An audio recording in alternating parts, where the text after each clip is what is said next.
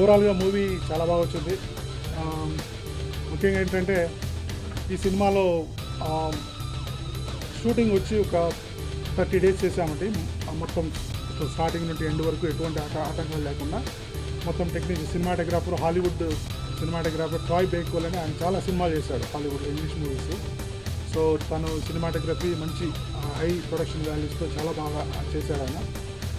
Overall మేము అంటే final output చూసిన తర్వాత it came up very nice. చక్కగా మన తెలుగు వాళ్ళు అంటే మరీ ఇది ఇంగ్లీష్ సినిమా చూసినట్టు ఉండదు. ఇంగ్లీష్ సినిమాను మన తెలుగు వాళ్ళు చేస్తే ఎలా ఉంటుందని ఫ్రైడే ఈవినింగ్ రిలీజ్ అవుతున్నాయి.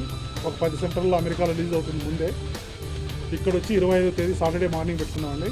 పూర్తిగా అంటే ఒక లిరిక్ రైటర్గా ఈ సిచ్యువేషన్కి ఇలా రావాలి, ఈ సిచ్యువేషన్కి ఇలా రావాలని ప్రతి పాట కూడా ఎలాంటి బ్యారియర్స్ ఇవి లేకుండా పూర్తి ఫ్రీడమ్ ఇచ్చి నాతో పాటలు రాయించుకున్నారు.